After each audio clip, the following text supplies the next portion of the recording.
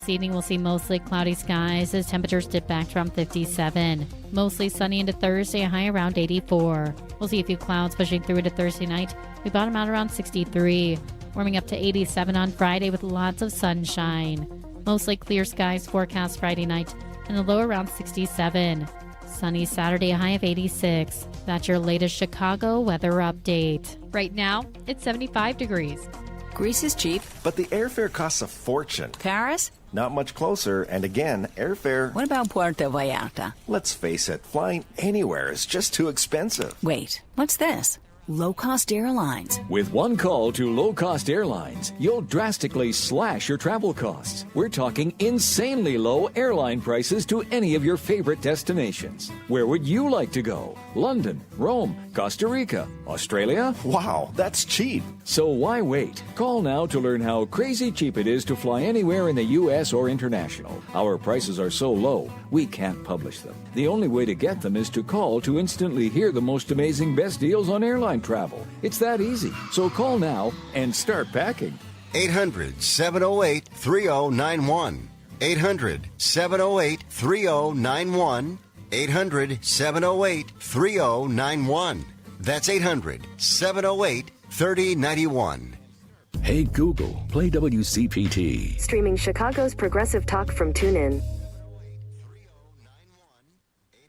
Driving it home with Patti Vasquez, Patti Vasquez. From global conflicts to greenhouse gases, the folks refusing to wear masks says, and politicians getting caught grabbing asses says, she's driving it home with Patti Vasquez.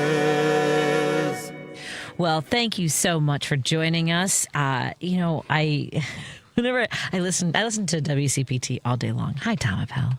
Do you listen to WCPT all day long? You don't have Not to. all day long. I can't listen to the radio and write. Oh, because it's language. It's like, yeah. I Can you listen to music? I was going to say. Yeah, I can jazz listen. is good. How about, I can listen to TV shows that I know when I'm writing. Like, I wrote a couple of screenplays, pretty much watching all 7 seasons of Gilmore Girls in the background. But I get that. And plus, what we're talking about is a lot. This is, you and I, before we opened the microphones, we're talking about how aggressive, we're just constantly reacting, which makes, I think, for a lot of folks from callers that I heard just on the previous show, on Joan's show, about, I want some hope. Like especially if you scroll, are you on social media, like with what's going on? Or Oh, yeah. Yeah. And so there's some folks that are giving hope and strategy and, join your mutual aid groups, find a local campaign. I do think finding somebody who is capable of having an impact, like one of your electeds, the folks that are doing work with Indivisible, finding and if you go to one meeting and it doesn't feel right or it just doesn't click for you, there are other groups, like the League of Women Voters, the National Organization of Women. There are a lot of food pantries. If that's something that you want to make sure that people in your community are supported because they're going to be on the verge of possibly hunger with the kinds of cuts that are being made, but it's a lot. So it was so for the women who called and want some good news, is that people aren't lying down. Yes, it's appalling how many people don't seem to get what's happening. Right. I don't have time to educate them, and I'm not going to argue anymore. I don't know if you saw on my Facebook page. I'm just, when people are being nasty and spreading lies, I just say, okay, go in grace. What are you going to do? What am I going to do? I'm not going to get sucked into these arguments. I don't know how many of them are bots. Once in a while, I'll push back on something that's, at least close. And we had a caller yesterday. Dan called. He said he's a conservative, and that when he listens to right-wing radio, they blame us. When he listens to us, we blame them. And I it's hard because I don't have to tell you, fundamentally, the policies of this administration are causing a lot of harm. I'm blown away by the incredible perversity of a president who wants to receive the Nobel Prize, the Nobel Peace Prize, who changes the name of the Defense Department to the Department of War. Yeah. Do you not see how that's and says that we should contradictory? And we should use cities that are run by Democrats as training grounds for warriors. Basically, as someone said on the last show, that basically just cannon fodder. And that's everybody. They're not going to ask who you voted for when they come to Chicago or the state of Illinois, folks. I don't. And to the point, like, the media is covering this like the White House says the Democrats, want to give undocumented migrants health care, which is not, the way that should be reported is the White House is lying about what Democrats are trying to accomplish, which is making sure that 22 million Americans who received the Affordable Care Act with subsidies don't lose that coverage, because you're about to get notices, folks, who are getting those subsidies, that your premiums are going to go up 75%. And they are doing this just as open enrollment is going to start in the next few weeks. Right. And the other thing is, Speaker Johnson went on a radio show and said that the Democrats played right into the trap, because now Trump can do whatever he wants because he has keys to the kingdom without oversight from Congress, so he can just start firing people and eliminating programs that they don't like. So congratulations, folks. Well, the way this administration works, though, it's act first and beg forgiveness later. Though they never beg forgiveness, it's just occasionally courts stymie things a little bit. Yeah. But not much. Exactly. And that's, at least today we heard that the Supreme Court has halted the firing of the woman from the governor from the Federal Reserve. Yeah. And that's, at least that's something. But on Friday, they basically gave Russell Vought, who is the head of the Office Management and Budget, who wants to eliminate. He's the one that has come up with these RIFs, RIFs, and it's basically the termination of federal employees during this shutdown. So impoundment is, even though Congress has created a budget, has approved spending, the president can say, oh, we're not going to spend it on that. And the first time they tried doing this, Russell Vought and the chief legal counsel for the Office of Management and Budget did this previously. And I don't know if they did it even before this, but do you remember the quid pro quo memo with Ukraine, where he was on the phone with Zelensky? They said, well, we'll give you, I know Congress has approved the emergency funding for you to protect yourself against Russia. This is 2018. They said 2019. I'm trying to think of the summer of 2019. That's right. And so it was Congress had approved it. This is to help them protect themselves from Russia. But they said, no, we want dirt on Hunter Biden. That was on the phone call. And then Chief Legal Counsel for OMB, Mark Paoletta, writes this memo essentially saying we don't have to spend that money. This is the quid pro quo. Unless we get something, then we're not gonna spend the money. Allowing the president, no one's allowing it, I suppose, but having the president decide where allocated money actually goes, reallocating it or not distributing it all, is functionally like giving a line item veto. Yes. It creates an all-powerful presidency. Exactly. And they were investigating Mark Paoletta. Remember, they did have the hearings for impeachment, which they did about the Ukraine quid pro quo memo. And then the pandemic hits. I don't know what happened with the investigation into the chief legal counsel for OMB, but Mark Paoletta and Russell Vought at the beginning of this year tried doing it again all across the country when they ceased all payments to grants, unless you could prove that your organization, your 501c3, whether it was providing care to seniors or people with disabilities or shelters for women in domestic abuse situations, all these things, childcare, all of it, you had to prove that you were not a Marxist, LGBTQ plus group or supporter or people of color. You couldn't have DEI, all that stuff. And that one, the court said that they couldn't do. But Friday, the Supreme Court, essentially, not specifically on that one, but in a similar case with a similar question of impoundment, gave him the approval to do it on Friday. Every now and then, I think that John Roberts is worried about his legacy, and then I think not. Like he's made a couple of interesting decisions where you're like, oh, he wants to be a real jurist, but then that goes away. And I think it's for show. I think it's a throw his. I think it was I think you're talking about as false well. hope. Early on, it was the Affordable Care Act. There were certain things that he ruled not necessarily in favor of Barack Obama or President Obama, but there were things where you're like, oh, okay, maybe he is level-headed. Maybe we have a shot here. And I don't know if he's part of this Opus Dei cabal in D.C. where they have there's this elite, like sort of secret society, which we know about, so it's not that secret. But this like Catholic group that J.D. Vance is a part of, and these guys who meet with billionaires and discuss how they're going to completely slither in, pick our pockets, and leave us fighting with each other over whatever's left. It's depressing. Yeah. I guess I didn't really, I thought I was going to come in and be a little more uplifting and say, hey, here's how you can get involved. Here's what you need to know. And, there was an executive order that basically, I don't know if like everything that I just said is something that violates an executive order that came out about like what we, political dissent. And because that's what basically he's put a target, which we knew might be coming. And I'm peanuts compared to a lot of these other folks with their platforms.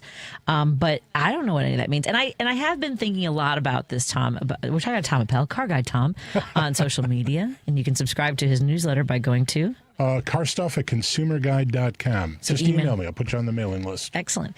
And I've been thinking about how we need to focus on the things that are happening that people react to when they vote, which is their pocketbook. Yeah. I was just at a joint down the street here. I was at Paterno's. They got they had good Italian beef sandwich. I'm just saying, it's really good over here. So Paterno's is this great joint that's been in the neighborhood for decades. And someone was behind the bar, and I had a drink, and I looked up, and they had a can that it had one of those sort of like the Delta 8s or Delta 9, like the cannabis drinks that are. There's certain strains that don't have to go through a dispensary. It's not regulated the same. It can be sold at bars like that. And I said, I didn't know you had these drinks. She goes, not for long. The alderman's going to make us get rid of them, right? And she goes, I voted for him the last 3 times, but I'm not going to do it again. And I was like, that's what it took, right? Was like, it was her bottom line. They're selling well. And now that was what it didn't. Nothing else mattered about his policies. Well, part of the problem now too is that the stock market has been doing wonderfully well this year. Oh, it's at all-time highs. People are making money, and they're not worried enough about not making money because there's going to have to be a retraction fairly soon. It's way overvalued. But right now, there's a lot of really happy people sitting on their hands. Right. Yeah. Well, I have to agree. I mean, there are things that are costing more. I, for the first time, have been able to, in the last year, I've tightened up a little bit. I focused on getting my financial house in order because I have to think about Declan's long-term care. I have a son who will need services for the rest of his life, and I have to figure out where that's going to be because, unfortunately, it's not in the state of Illinois, or at least not in the area that we live in. We don't have enough support for him to know that when we're gone, he'll be well cared for. Because what Trump is doing to Medicare, Medicaid, to all of our service providers, all our healthcare infrastructure, I think is going to take decades to correct. Because when I was fighting for the state of Illinois, when Governor Rauner refused to pass a budget in 2015, it took them almost about 2.5 years to pass a budget. A lot of people left their professions in providing care for others, in particular to give you I think one of the hardest hit ones that I had fought for because Declan benefited so much from early intervention. It's birth to 3 years. And this is something that makes me crazy is that people are like, you just want to fight for yourself. You just want to, you don't give enough. Why do I give your kid anything? I'm talking about for babies from birth to 3 years old who are born with medical situations or to have developmental disabilities or delays. The sooner you can get in and help a family, help a baby reach their potential, the better for everyone. It's an investment for the rest of their lives, for the community, for the future. It's a 1-year wait now. It's a third of a baby from birth to 3. It's a third of their eligibility to even have access. And when Declan was 3 and he was aging out, one of the providers said, "You're lucky. I'm about to cut all of my clients that are in early intervention because I'm not getting paid." So I think what's happening, and that's just a microcosm of what's happening federally, and we're talking about 10 years ago that this happened under Rauner. So I'm just, hi, was anybody expecting good news? Was I supposed to say good news? That's not the segment, right? Let's take I didn't swear there, did I? I feel like it was a lot of swear. Like I hear like the F word just banging against my skull. Like, let it out. See, but and again, like I get accused of being a hate monger. Like, is anything I just said filled with hate? I did not hear hate. Yeah, I heard fear. Concern. Yes, I am concerned. Okay, so we'll talk about cars. I know I have at least one caller that wants to talk about cars in a moment. Oh. We are hanging out with car guy Tom Appel is in studio with us. We'll continue our conversation thanks to the wonderful support of our sponsors. Thank you to Source Solar. Peter Sorellis will be in studio with me tomorrow. Warren will not be here as he is observing Yom Kippur, and we'll have Joe Kilgallen in studio with us tomorrow. I'm looking forward to that conversation. And I believe we're going to talk to somebody who has had their house evaluated for solar panels and walk us through the whole process. We also want to thank our friend. I'll go to source.solar. By the way, my phone keeps singing. Sorry, everybody. Source.solar. Make an appointment with Peter Sorrellis and see if it's time to get solar panels on your house. Thank you to our friends at Pride Coffee Roasters. PrideCoffeeRoasters.com is where you'll find the most incredible single origin beans, and you can get a bean subscription. You can order bags to be delivered. You can get some gay swag, all the good stuff at PrideCoffeeRoasters.com. If you type in Drive Home 10, you get 10% off your entire order. And thank you to our friends at Minocqua Brewing Company. Coming up at 6 o'clock, we will have our second episode of the Up North podcast, broadcasting live here on WCPT, as well as with our friends on KKNW 1150. More after this with Tom Appel, right here in Chicago on the Heartland Signal. The Rick Smith Show. These are the people that we've handed the keys to the kingdom. These are the people that we've said, go ahead, run the country. So are we surprised when we said that they're going to run it into the ground? No, you could go, Rick, you've been saying this is all planned, and I think it is. I think the chaos is plotted. I think they know as long as there's chaos, we can then do the real goal, which is breaking the federal government and stealing from we the taxpayers. The Rick Smith Show, weeknights at 7 on WCPT 820.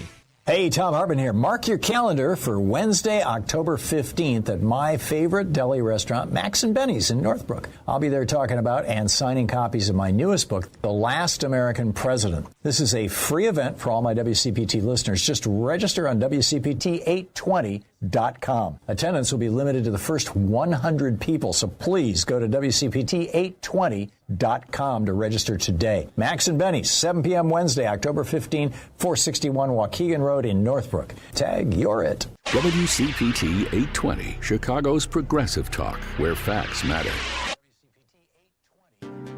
If you're listening to this station right now, you've definitely heard my voice before. Hi, I'm Hawk. And I'm Pete. And we're with Source Solar, your local source for solar. Source Solar is Chicagoland's premier solar installer, providing solutions for over 1,000 homeowners and business owners across Illinois and Iowa. With over a decade of industry experience and deep roots here in Chicago, we have the expertise to help your transition to clean, renewable, resilient energy. We can guarantee that we save you money day one without any out-of-pocket cost to you.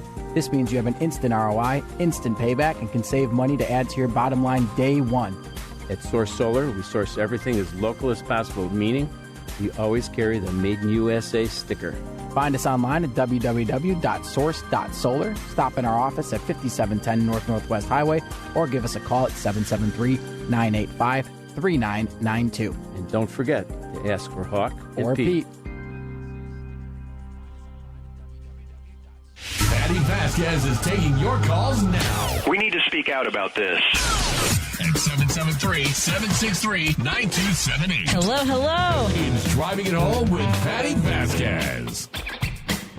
Thank you so much for joining us and continue to drive it home, which is appropriate with our friend Car Guy Tom. Tom Appel joins us in studio. You can find him on social media with Car Guy Tom as the handle, and he has his podcast, the Consumer Guide Car Stuff Podcast. Excellent. Good show this week. If you don't know what Polestar is, Polestar, which is a spin-off brand of Volvo, they're all electric. They've had a rough start, but now they seem to be firing on all cylinders, which is funny because there's no cylinders in an electric car. But we interviewed the head of communications for Polestar this week. I have to tell you, so is Polestar, it's P-O-L-E. Why is it called Polestar? I don't know exactly what the name is, but it's the name of Volvo's old performance division, and then they spun it off into this electric car company.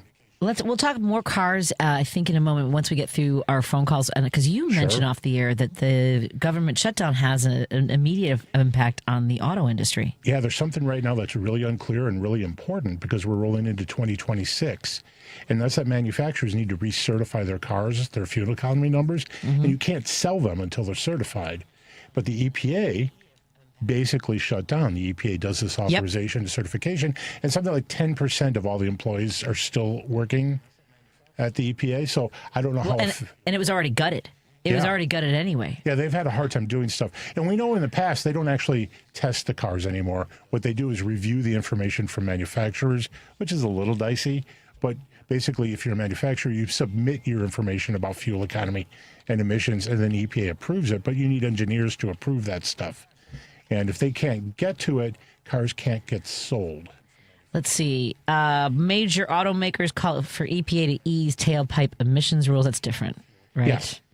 Interesting. Oh, my goodness. Here, I'll just do shutdowns. Because, I mean, like, folks, I know I actually do have some information on what has been impacted and how it's impacted. Like somebody mentioned on my page, well, the post office is self-funded. So, yes, the post office will function as usual. I want to say it's over 900,000 employees will be furloughed. And the threat is that many of them will also be fired. That their positions will be eliminated as they want to take advantage of this moment in history, which is not, to my knowledge, ever been done before. My mom was a computer programmer for the federal government. She was actually a Y2K employee. Yeah, so she was working to make sure, because everyone was worried, with the old zeros and ones, there hadn't been taken into account programming wise with COBOL, that there would ever be a 2. At the beginning of a date. No one thought that we'd get that far. Right? Well, they should have thought what do we do after 2025? Yeah, that went fast. It really does. I am really concerned about certain programs like the WIC programs, and that's why I say I would recommend that if you have a food pantry in your area, to find out what kind of needs they have in the weeks, because I think the funding for WIC will run out next week. Oh. And that's for women, mothers, infants, and children, because this is the party of families. As long as they're the right families, I guess. I don't really know. So it's heartbreaking to see how much the Republicans are, because they think that they're like, oh well, it's just fraud when it comes to the Medicare, right? 22 million people who have subsidized access to the ACA. They think that the Democrats, because they're being told this by the White House, that undocumented immigrants are having access to that, which they don't. And of course everyone's got antidote. Well, I work at a meat packing plant. It's a whole joke around the place. All right, then report it. It's breaking the law. It's fraud. Then report it. Why are you gonna come to me and say, then report it? Yeah, it is weird to stand on the side and then gloat later. Right. Yeah. Okay. So it was a company joke that they were having access to it. So why didn't you report it? Right. I had somebody slide in my DMs telling me to be careful that ICE might mistake me for an immigrant. And I was like, oh, thank you for being so kind enough to worry about me. It's just what are we doing? So here, I've got the list here. So it's an estimated 900,000 non-essential federal employees will not report to work and will not be paid until the shutdown ends. Over 700,000 essential workers must work without pay. My mom was one of those. And what made her mad is what you just heard, right? So 900,000 people don't have to go to work, but they'll get paid for all of it later. 700,000 people have to show up to work, and they won't be paid now, and they'll be paid later, but they have to keep showing up. And that mom was annoyed by that. Yeah, I'd be annoyed. Right? More than $400 million will be lost daily in lost wages. And all employees are guaranteed back pay, but this is the first time they're being threatened with being fired.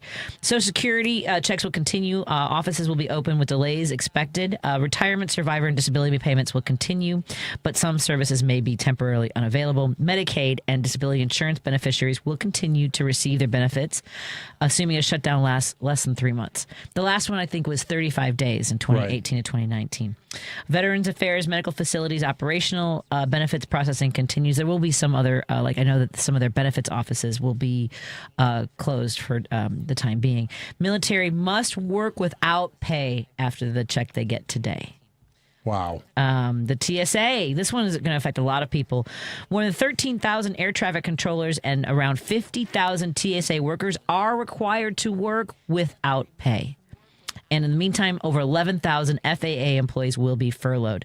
On the border patrol, ICE agents, operations continue, but nearly 200,000 of them will continue to work without pay. You think they're not going to get a little bit antsy with that, too? SNAP benefits will continue for at least 30 days because these were already obligated in the previous fiscal year. And federal courts will operate on reserve funds, but this will only last apparently through October 17th. I had not thought about the courts. Interesting. Yep. And they're already backed up. National parks will be closed to the public. The Smithsonian also closed. The IRS, normal operations for the first 5 business days because they're using the Inflation Reduction Act. After that, no refunds or taxpayer assistance unless it's an emergency. I don't know what an IRS emergency is. I don't know. What? And then, let's see. The FDA. This one's scary. Food safety inspections are partially suspended.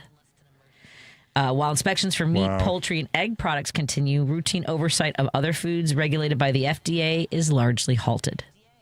Hey, is this good? I'm not doing the good news, am I? Passport. Not so far. Yeah, passport and visa of new applications may be delayed. Fee-funded services may continue.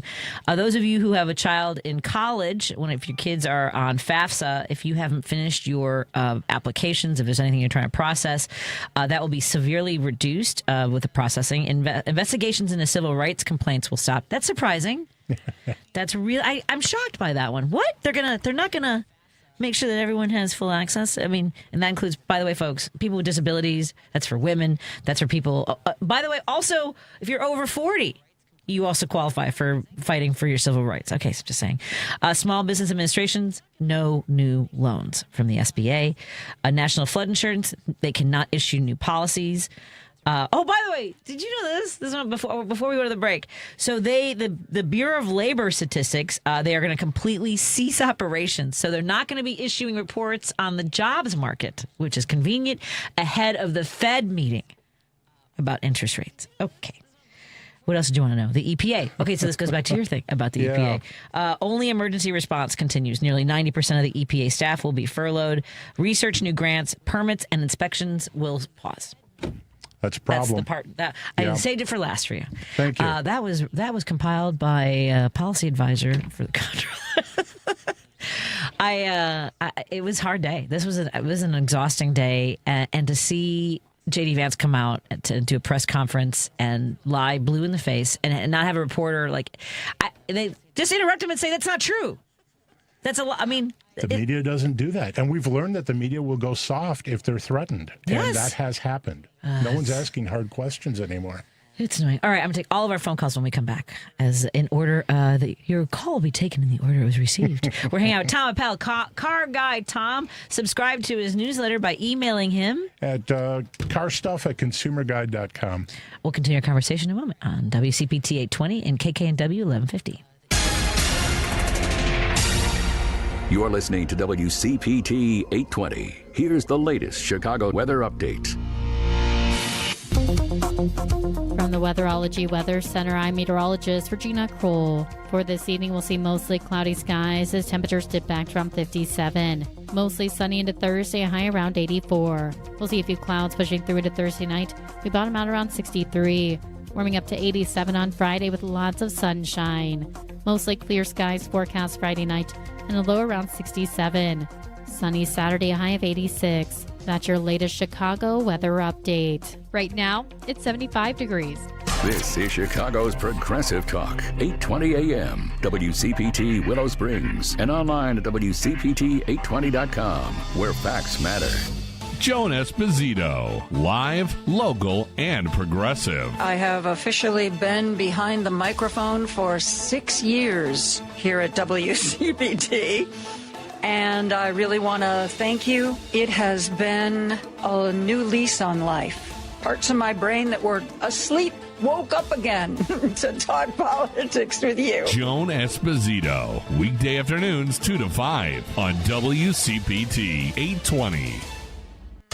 This is WCPT 820, where facts matter. If you're listening to this station right now, you've definitely heard my voice before. Hi, I'm Hawk. And I'm Pete. And we're with Source Solar, your local source for solar. Source Solar is Chicagoland's premier solar installer, providing solutions for over 1,000 homeowners and business owners across Illinois and Iowa. With over a decade of industry experience and deep roots here in Chicago, we have the expertise to help your transition to clean, renewable, resilient energy. We can guarantee that we save you money day one without any out-of-pocket cost to you. This means you have an instant ROI, instant payback, and can save money to add to your bottom line day one. At Source Solar, we source everything as local as possible, meaning we always carry the Made in USA sticker. Find us online at www.source.solar. Stop in our office at 5710 North Northwest Highway or give us a call at 773-985-3992. And don't forget to ask for Hawk Or Pete. Patti Vasquez is taking your calls now. All right, let's hit it. At 773-763-9278. I got a lot to say. It's Driving It Home with Patti Vasquez.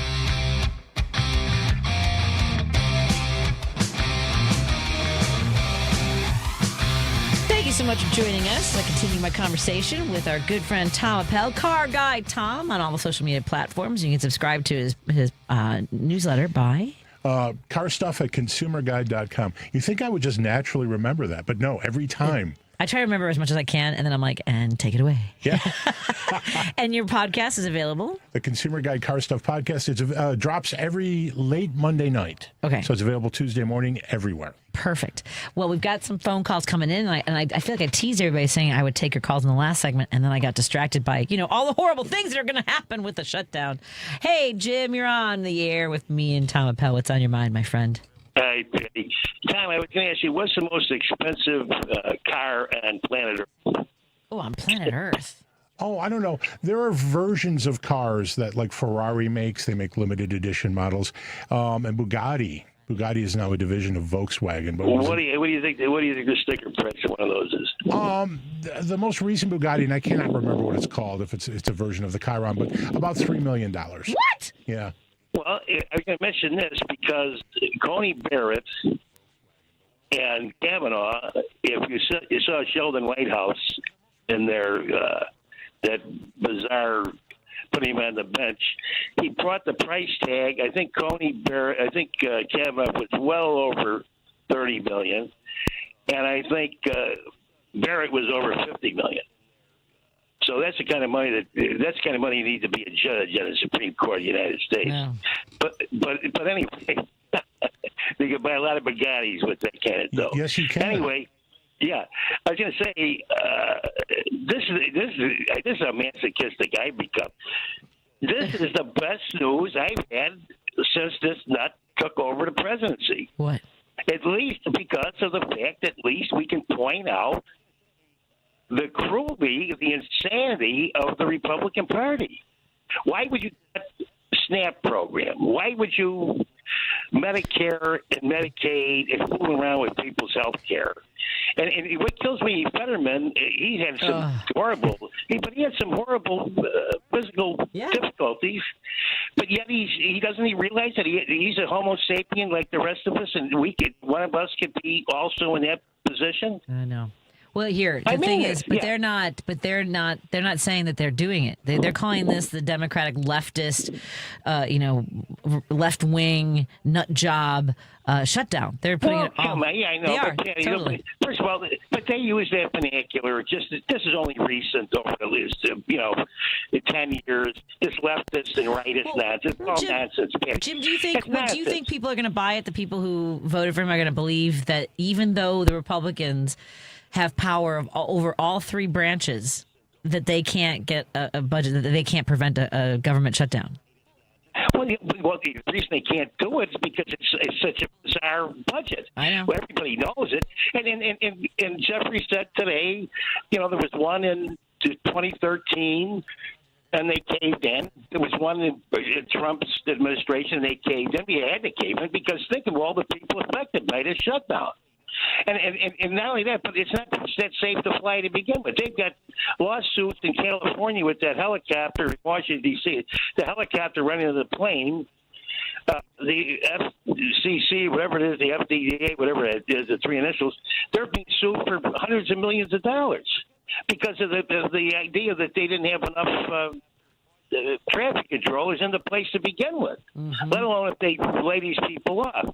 My point is, this is the best. I know it's masochistic, but it's the best news I've heard since Nancy Reagan took the office. Anyway, Tom, thank you very much, dear. Thanks, Tom. Hey, thanks, Jim. Let's go to Bobby in Indiana. Hey, Bobby, you're on with me and Tom Appel. What's on your mind, my friend? Good morning, one and all. It's old Antifa Bob on the line. What time zone are you in that's morning, my friend? Hey, at my age, time doesn't mean a thing. Fair. I think it's happening for all of us at any age. Yeah, well, it's happening. Yep. What's going on?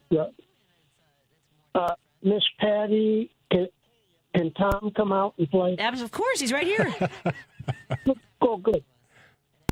Well, I just wanted to give you an update. Oh. That, on the Nissan? On the Nissan. Uh-huh. Yeah, same one, same time, same station. I am, for whatever reason, able to hold at 40.9 mpg. Wow.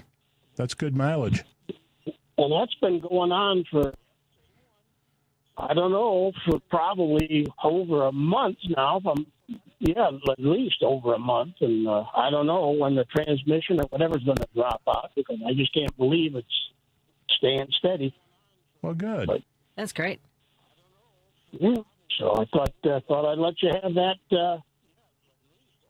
update for your files. Thank you. Well, it's good to know. And what year was that car? Was it 2013 Nissan Sentra? Yes. Yeah. I think it's I think I got. Well, I can't. It's a little bit over 68,000 miles. That's pretty on good it now. for a 12-year-old car. Yeah. That's great. It's young. Young at heart. Just like you, Bobby. 58,000 when I got it. Yeah. Well. Well, I don't know when parts are going to start falling off of me yet. You know. Gotcha. That happens. Well, thanks for giving us the update. Have a good one. You too. Thanks. Thank you. Let's get to Denise, who also wants to talk about cars. Hey, Denise, how are you doing? Hi, Patty. Hey. Well, I was very distressed when I called Joe, but I want to talk to Tom about catalytic converters. Oh. Sure. Go for it. Because mine was stolen. Sorry. So, yeah. So I'm wondering, is there anything I can do to protect the new aftermarket catalytic converter I currently have on the car? There's a couple of things you can do. There's companies that will etch something in there that says stolen. You can paint them pink, which makes them difficult to sell as a stolen item. Additionally, there is something you can wrap around the exhaust pipe and the catalytic converter. It's basically just a cable that makes it more difficult to cut it free, because people who steal these things want to steal them very, very quickly. So if they do see something wrapped around it, they may just move on. These aren't great things you can do, but they are things you can do. Yeah, I was told because it's aftermarket, it doesn't have as many of the precious metals in it. Well, as a vehicle becomes used and the catalytic converter gets older, some of that material does disappear. Okay. All right. So there's something they can, because I asked about a cage, and the folks who who put in the new catalytic converter said it makes a lot of noise, and it doesn't provide as smooth a ride. Interesting. Oh, because it would rattle or whatever? Oh. I can't believe with the amount of money that insurance companies had to pay out for catalytic converters that there hasn't been a solution. And 'cause I had mine stolen like 4 years ago. That's a great point. It's a lot of money. It is a ton of money. And the spread between what someone can get for one and what you have to pay for a new one is huge. Especially if it damages any of the software on the car. I mean, like the guy was telling me, like some people it's up to $2,000 to get it repaired. Yeah, sometimes they have to go all the way up to the manifold and replace everything. Yeah. Expensive. Yeah, I don't know how insurance companies aren't like going, hey, let's figure this out. Like, invest in that. We are at a point now where palladium and platinum are cheap. Right. So there are fewer thefts at the moment. Gotcha. Well, Debbie, I'm sorry that happened to you. Well, yeah. Well, thanks, Tom. Sure. I guess there isn't a whole lot that can be done. I thought about covering mine like in like pet excrement, but then I'm like, now I got to get under my car with dog poo.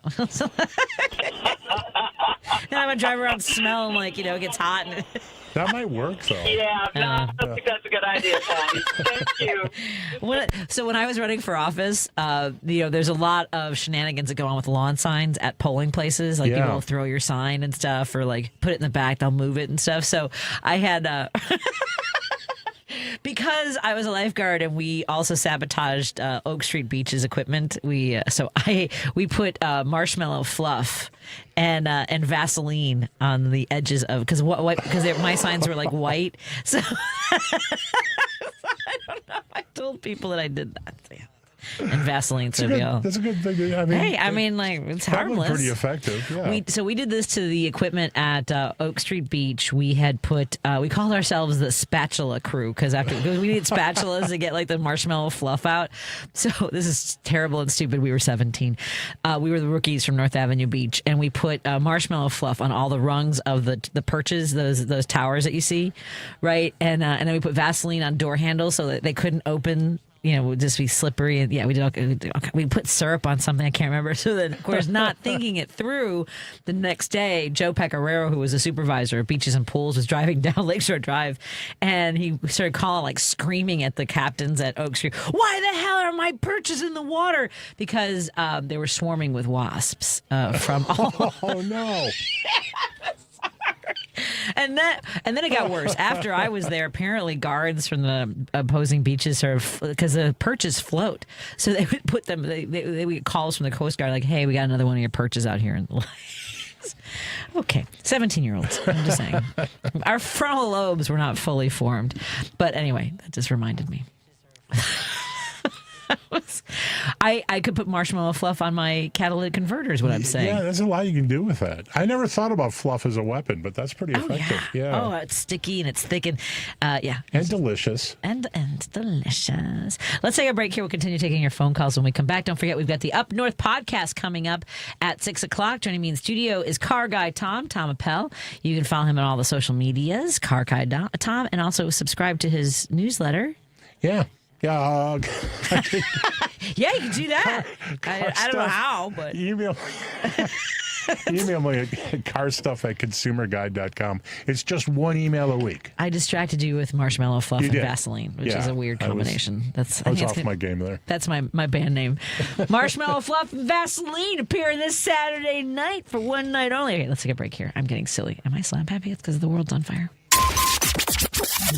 WCPT replay. Let's bring on our good friend Mike Nellis, political strategist. How you spend your money is a reflection of your values. So, like, when the United States government's got money to spend, it's never spending that money to make sure that people have quality and affordable health care. It's never making sure that we can have fewer homeless people on the streets. And we're constantly told America is broke, our debt and our deficit are too high. It's all going to fall apart. But, man, when billionaires need another tax cut, or there's foreign governments that I don't agree with that, need more missiles to go terrorize people with, when it's ICE needs to, 10x their budget so that they can pull people out of Home Depot and send them to a country they're not even from. Man, the Republican Party never stops to go, man, is this a good use of money? Are we being wasteful here? No. They've always got money for that. They've never got money to help anybody else. And again, we can disagree on the margins on how we make sure everybody has health care, how we solve the homeless crisis, how we fix these things and improve people's lives, but they're not even trying to solve it. Keep listening to WCPT 820 because facts matter. You're listening to WCPT 820 because facts matter. Union Strong Chicago continues to lead the way with progressive values and in preserving democracy. Your support of the Minocqua Brewing Company Super PAC efforts in Wisconsin and beyond strengthens the fight against MAGA Republicans. You can now purchase progressive beers like Labor Lager, Love Wins Fruited Sour, and the Resistance IPA in Chicago at Rogers Park Provisions, Diversity Beer, Wine, and Spirits in Lakeview, Park West Liquor, Wine, and Beer in Lincoln Park, Logan Square Liquors, and Tip Top Food and Liquors in Westtown. Visit MinocquaBrewingCompany.com for all their Chicagoland locations. As always, no matter how bad our sports teams are, please drink responsibly. You're listening to Driving It Home with Patti Vasquez. Thank you so much for joining us. We're driving it home with Car Guy Tom. Tom Appel is in studio with me. He's also the host of what podcast? The Consumer Guide Car Stuff Podcast. The Consumer Guy or Consumer Guide? Consumer Guide. Yeah. Car Stuff Podcast, available wherever you get your podcasts. That's correct. And sign up for the newsletter by emailing Tom. Reaching out at Car Stuff. Car Stuff at consumerguide.com. Perfect. We're talking about cars. We're also talking about the government shutdown and whatever is on your mind. I know that it's been kind of a hectic day. Paul in Seattle's on the line. Hey, Paul, what's on your mind, my friend? So you guys were talking about Trump freezing the funds and of money that's already been allocated by Congress. Impoundment, right.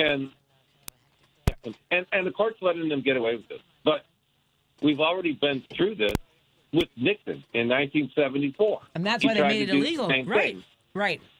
Yeah, and the court said, well, two things. Not only the court said, the Congress took them to court and said you can't just, because it's a law. The allocated funds have been signed into law, possibly by that president. Or alternatively, if it may have happened in 74, I don't remember, but the Congress may have had a veto-proof majority, and it still goes into law. But you can't say, I'll take the money, I just won't spend it. I don't agree with it. Well, the court said, no, you have to spend it because it's the law. And then the Congress passed the Congressional Budget and Impoundment Control Act in, this happened in like June, July. I think that law was passed in July 31st or 30th or 31st of 1974, and then Nixon resigned on August 9th. I remember where I was that day. Wow. And I was at Lutheran church camp. Of all places, yep. We were listening to it on the radio. But you know, the last time, and nobody, the courts and media has done a horrible job of talking about the last time Trump shut the government down at Christmas of 2018 for 35 days because, remember, in 2018, the Democrats won the election and took control of the House. And Trump still had not, the previous House, the Republicans had not given him any money for his border wall, and the Democrats were taking control as of January 3rd. So he shut the government down before the Democrats had actually been taking control of Congress. He shut it down for 35 days, a record. Yep. It was from just before Christmas until almost the end of January. But here's what else happened, is that, remember, the year before, in Christmas of 2017, he signed the Trump tax cut. But because, if he signed it, because it takes effect in 2018, but really you wouldn't realize your 2018 tax cut until you filed in April of 2019. Right. So what Trump and what they tried to do to make everybody feel like they were already seeing more money in their paychecks was they adjusted the withholding tables. And what happened to a lot of people was they were under withheld. In other words, they didn't withhold at least 90% of what they would owe that year or 100% of what they had to pay the year before. Yeah, so they were under withheld, which means they were subject to penalty. Uh-huh. So it's crazy. I mean, what they get away with in broad daylight, and the media, us, I don't. There's so many moving parts, and someone just texted in that Jim was right that we need to keep making sure that we point the finger at Republicans without a lecture. Republicans are good at just shaping the narrative. Lies will win if we let them. That should be clear to us by now. And I don't know how to bang the drum enough that will, and here I know we're also yelling into an echo chamber. Yeah. And we have a few conservatives, some that hate listen. Thank you, Dan, for not hate listening and calling in yesterday. That was nice. But the punchline is that because the shutdown he caused was in January, Trump said that, well, the people that are subject to penalty, if you pay your taxes by January 15th, then you won't have to pay the penalty. Except, guess what? The government was shut down. The IRS was closed. So everybody still had to pay the penalty, right? Right. Yeah. Yeah. Thanks, Paul. Yep. Appreciate it. Have a good night. Let me get to who was next. Oh, it's pretty close. Roosevelt called just ahead of Dave from Hoffman Estates. Hey, Roosevelt, what's on your mind, my friend? Hello, Patty. Tom, how you doing? Hey. A couple of things. What makes it hard, I'm following along what you were just saying. What makes it hard is that he's got immunity. And he not only that, that he has everything at his disposal. I'll give you an example. This incident that they created, was it last night or the night before at South Shore? The fix was in, meaning there was already cameras and reporters interviewing the leader or whoever was in charge of that operation, and they interviewed him. OAN or Newsmax. In other words, they're controlling the narrative in a way that everything is a kabuki, a production, for what means, of course, to show in the news, and the press is following along because the report came from Channel 7 ABC. What I'm referring to back at South Shore. So that's what makes it hard. Like what you said there's a lot of moving parts. I want to say it in a different way. He's throwing everything at us, everything. So this thing with the shutdown, I said the same thing that Paul just said, except the only thing is that I said 34 times. 34 days the last time there was a shutdown. But I pointed that Trump was the president because in Spanish, in the Spanish station that I call, they were saying, the Democrats are, saying that the Republicans are at fault. The Republicans are saying that, in other words, like an even ground. And it ain't that, because that's exactly what they see on TV. You know what I'm saying? Because of all the stuff that he has at his disposal. Look at that meeting that he had with those generals. That's going to be one of my questions to you, Patty. Do you think there is at least one general that would spill the beans, that would sacrifice his swearing in to the Constitution? Yeah, I don't know. This is something that I've wondered about, and I haven't. I don't know if they're finding ways to communicate with each other to not leave a trail. That. Yeah, I mean these are military strategists who studied military history, including the rise of fascism. I mean, these are people who studied what happened, whether it was Hitler, Mussolini, what has been going on in Russia. So I wonder what went through a lot of their minds. While we think of the military as sort of being lockstep conservative, I know this is something I think will transcend any sort of ideology that they might have personally. And there's more to this story. Yeah, I think so too. I've got to run to another phone call, Roosevelt. Thank you. Let's get to Dave in Hoffman Estates. Hey, Dave, what's on your mind, my friend? You're on with me and Tom Appel. Fairly quick. The last time that the shutdown was, the partial shutdown, whatever you want to call it, the Coast Guard, they're the only department that their head is Homeland Security. They're not part of the Department of Defense. Therefore, they don't get paid. And I was just kind of curious, what about ICE? Are they under Homeland Security? They're not going to be paid. The Homeland Security, DHS, ICE agents, Border Patrol will all be working. It's over 200,000 people will be working without pay. Yeah, because I remember with the Coast Guard, they were having food pantries for these people and that, because they were still expected to be working, but yet not that paid. And speaking of pay, the father that turned in that shooter of Charlie Kirk, did they ever get the $100,000? Oh, I don't know. I haven't heard any updates on that. There was a reward for information. Thanks, Dave. Yeah. I'll check. All right. Thanks. All right, we have a first-time caller on the line. Is it Ray? Is that how I say your name? Hello? Yeah. Hi. Hi, how you doing? Thanks for calling in. What's on your mind, my friend? Well, I just wanted to fluff your feathers a little bit.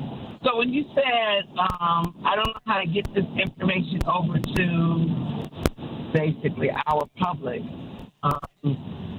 it's just that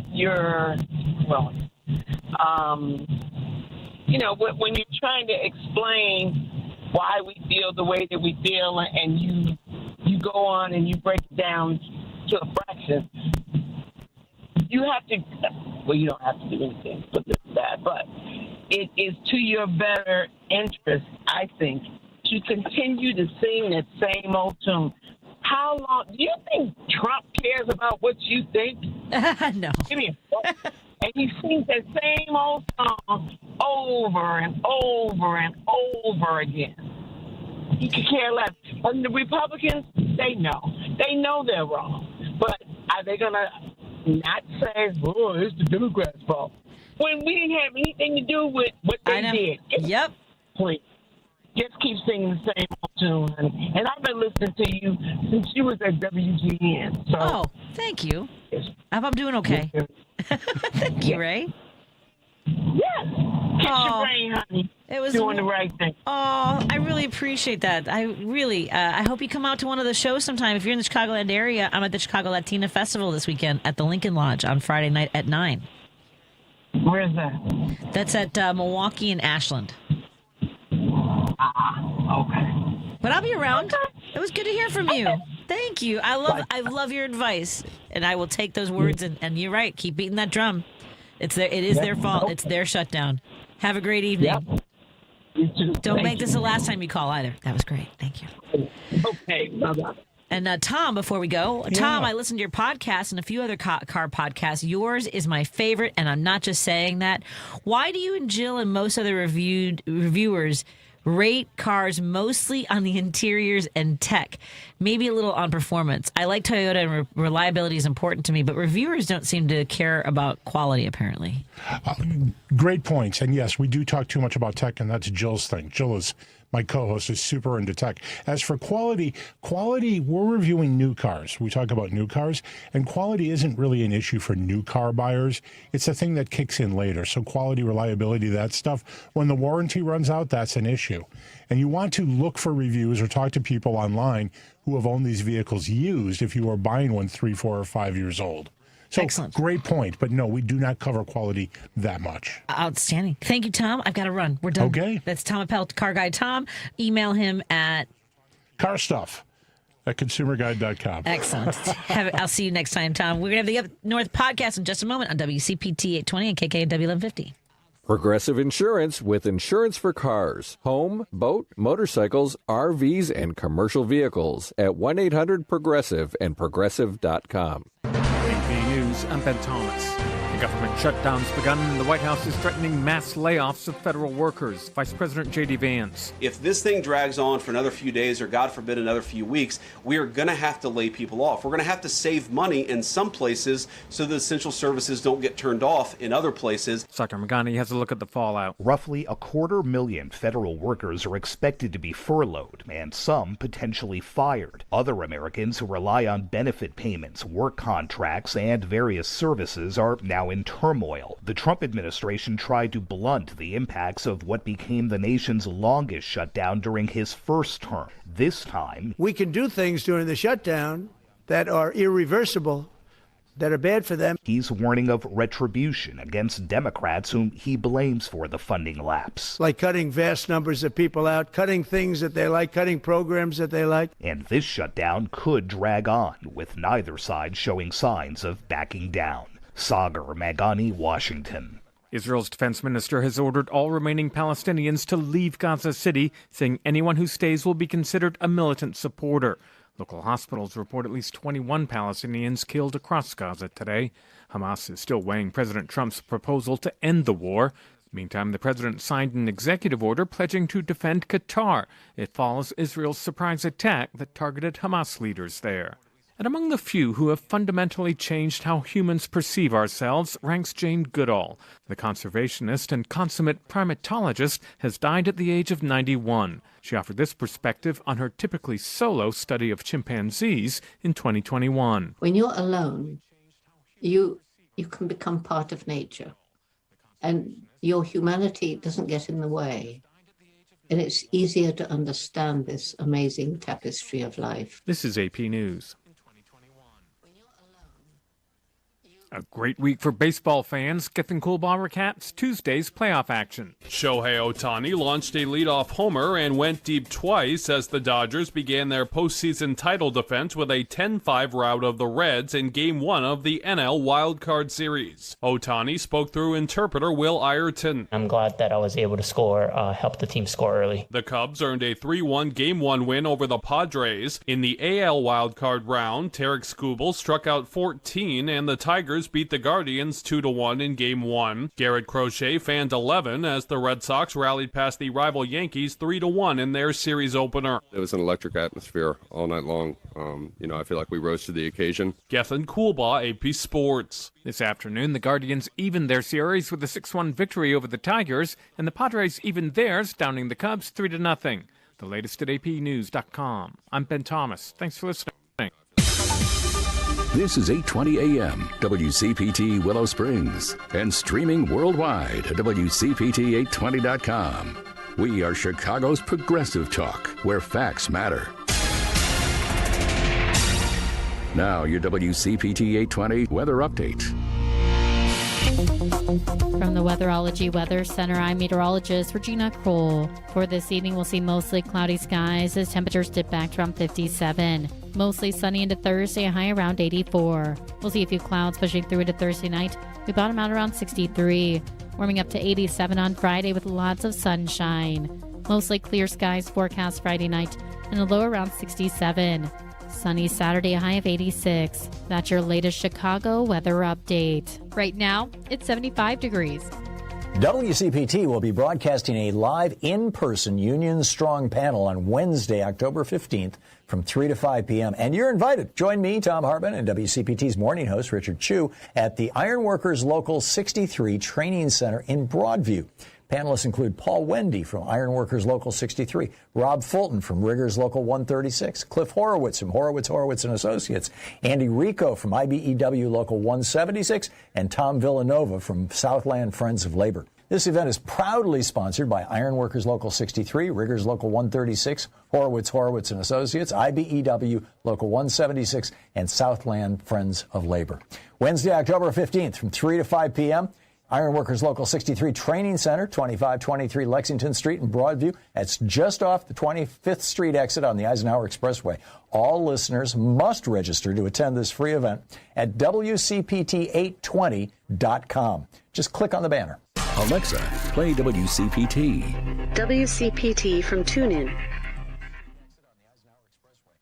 Driving it home with Patti Vasquez, Patti Vasquez. From global conflicts to greenhouse gases, the folks refusing to wear masks says, and politicians getting caught grabbing asses says, she's driving it home with Patti Vasquez. Hey, everybody. Thank you so much for joining us. And I'm so thrilled to... hey, everybody. Thank you for joining us. I'm so thrilled to introduce so many of you. Maybe you didn't catch our first Up North podcast. Thank you to Kirk Bangstad for making this possible. And hey, Kirk, how are you doing tonight? Oh, we can't hear Kirk. Let's see which one that is. Maybe that one. Hey, there. How about that one? Oh, no. Hey, Matt, come back in here because I can't hear them. Matt? Oh, there we go. Oh, it was you. You can hear me, right, Patty? Now I can. Hello. Oh, fabulous. Ben, give us another beautiful voice of yours. Hi, everybody. Thank you for joining us and the Up North podcast. Okay. You want me to stop the music? Go for it. Is there music? Hit the music. Oh, here we go. Okay. Why can't we hear the music? All right. Welcome to our second episode of the Up North podcast. And we're working on the elements of this to sort of blend this great platform that Kirk Bangstad has invited creators to join. And we also simultaneously broadcast on WCPT, KKNW 1150, and KTNF AM 950 Minneapolis, St. Paul. Hey, Kirk, take it away. Here's our host, Kirk Bangstad. Hey, everybody. Thank you for coming on the show today. This is the Up North podcast. We are streaming live from the Madison Tap Room, the Minocqua Brewing Company Madison Tap Room in Madison. I have Ben Komenos here from WHBY in Appleton, Wisconsin. He's on the Zoom. I have Patti Vasquez from WCPT 820 AM in Chicago. We have Amy Thomas is here, who is my right-hand person in all things political and business at the Minocqua Brewing Company. And we also have guests today who will be joining us later. We have we have John Shelton, who is the president of the American Federation of Teachers in Wisconsin, and we have Simon Rosenblum Larson, who is the head of the Fighting Oligarchy Coalition, which is an offshoot of Friends of Bernie Sanders in Wisconsin. And we also have a guest who leads Manitowoc Indivisible, and she will be talking about the ICE raids in Manitowoc in our second segment. So we have a packed show today, and I'm really excited to have everybody together. Just a reminder, this podcast is kind of an amalgamation of all of our writers on Substack. So this is streaming on Substack, streaming on Facebook, on the radio stations, and it's the all-star team from the Minocqua Brewing Company Substack Times.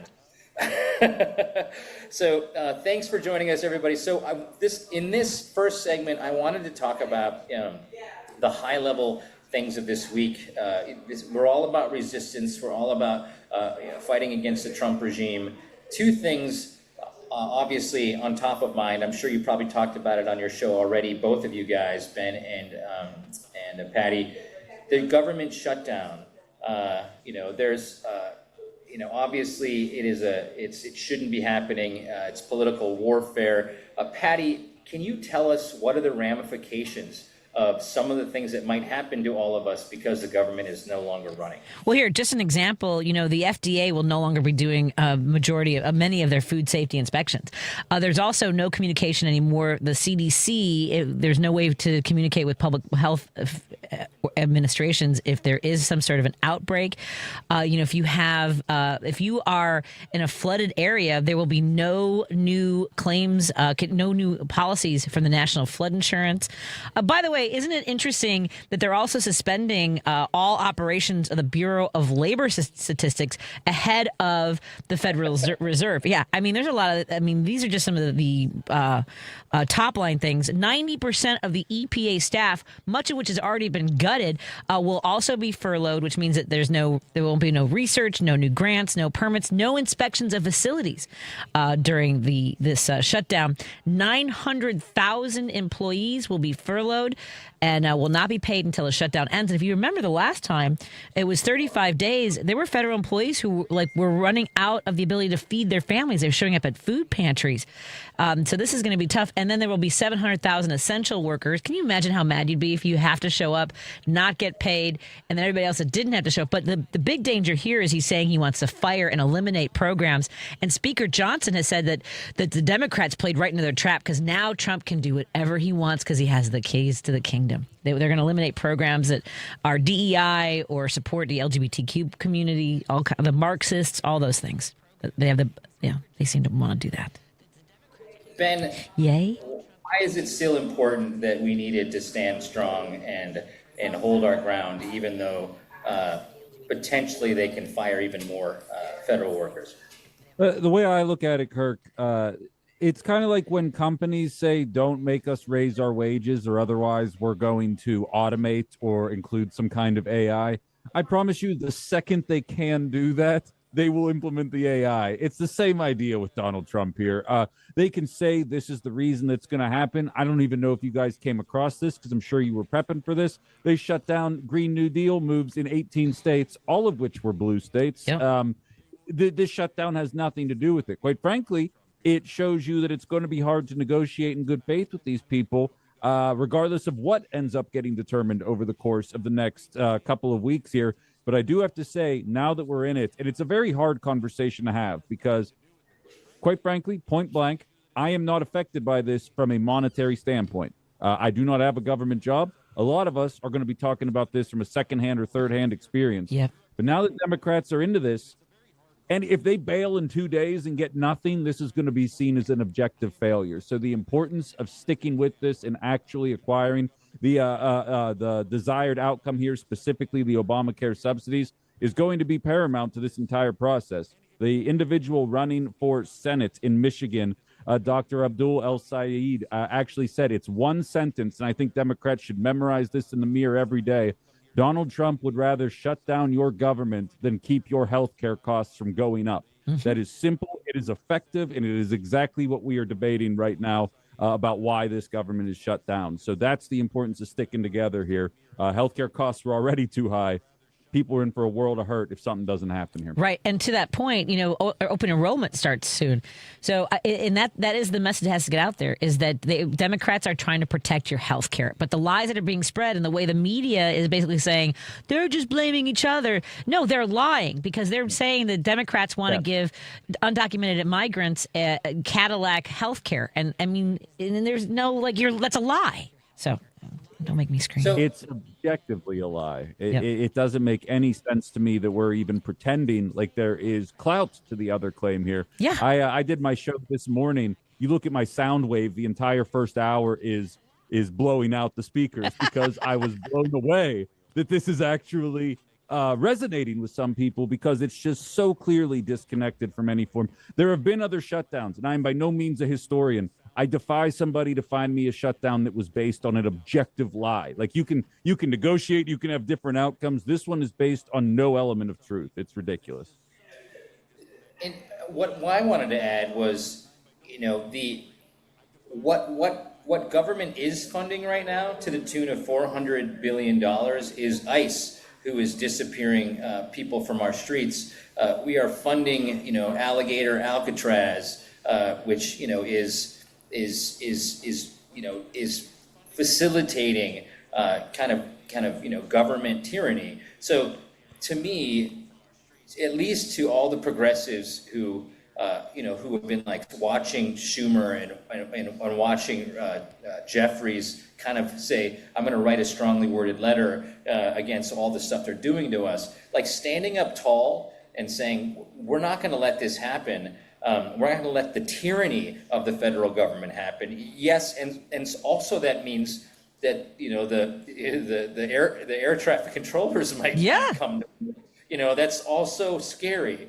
But the thing is, you got to put your line in the sand and say our federal government is harming Americans right now, and that is more dangerous than it is to play chicken with Trump. And let him reopen the government. So we have to stand tall, I think, because the federal government is doing more harm to us than good right now. I agree. And you mentioned the FAA, which the air traffic controllers, who will be required, along with TSA, they're required to continue to work without pay, and they are furloughing 11,000 FAA employees. So the airports might be a little bit disorganized. There might be a lot going on that have ripple effects. And to your point, too, about what the federal government does to help people, the WIC programs, the funding for WIC will basically be depleted by next week, meaning that this is a program for women, for infants and children, in order to make sure that they have the nutrition that they need. But the Republicans would rather people go hungry than make sure that people have access to health care. But don't forget, not the people in Argentina. We'll send $20 billion to them overnight. It doesn't matter in that front. That's not apparently. We're down to fund Argentinian health care. It seems like that is completely on the menu here. You're talking to someone. I'm getting on a plane tomorrow morning. Sorry. And I am already for impact here based on, thankfully, at least depending on how long this goes, I don't think they will still have been paid at this point. Give it 2 more weeks. I don't know many people in the workforce that would be willing to show up and not get paid. I know. Look, my mom was a migrant from Mexico, was a computer programmer for the federal government for Y2K. She was essential and had to work during that government shutdown. I don't know if you guys remember. This was Dole and Clinton, and glad she got us through it. Yeah, right. Nothing blew up, but she was salty that she had to keep showing up and then got paid later, and then all those other people who didn't have to work then also got paid. And so I don't know to your point about there's ICE agents, the military. Today was their last paycheck, and they will now be forced to work without pay as well. We had about 2 minutes before our break, and I wanted to also talk about the other big thing that happened just yesterday, and that was insane. Not only was it dangerous, they brought a lot of our generals, I guess maybe all of our generals, into one place, which apparently is a huge military. It's dangerous because if you had any of our enemies had all of our entire leaders of our army and our military forces in one place. Ben, talk to me about what your impressions were of Hegseth and Trump talking to all of our generals yesterday. Yeah, I refer on my show to Pete Hegseth as the DEI Defense Secretary because he's in no way qualified for the position. He absolutely shouldn't be in there right now. To me, Kirk and Patty, it screamed fake machismo. It screamed, this is what manliness is. This is what masculinity is. You saw the Fafo moments. That was going to be his big mic drop moment. It was met with an awkward silence, which I understand why that silence was there. I'm not going to imply that not everyone in the room, maybe there were a handful of people that were on board with it. But what I can tell you is I trust the men and women in our armed forces to actually exhibit a little more tact and grace than what we saw out of either one of the leaders, the commander-in-chief and the DEI defense secretary. I think it was a lot of bluster. I'm not going to pay it too much mind right now until it goes forward more, but that's at least my initial reaction to it. Yeah, he thinks he thought he was Patton. Apparently he's a big fan of the movie and fancies himself some George C. Scott in front of that big flag. It was horrifying, and I do hope that I get tired. I hate falling into this trap of like maybe somebody's doing the right thing behind the scenes. I have faith in nothing anymore. But those generals did not look like this was what they had signed up for. Plus, they've all studied military history. They've all studied like the rise of fascism and what we had to do in Europe in the face of Hitler and Mussolini and all, that has to run through their minds about like what they're witnessing now, don't you think? Anyway. Here's the thing about it though, Patty, is I read Ken Klippenstein, who's an independent journalist. He has inside sources in every National Guard deployment in any city that it's happened so far. So in every city, there are people in the National Guard feeding him information, which says to me, we don't buy this message. We don't buy what we're here to do.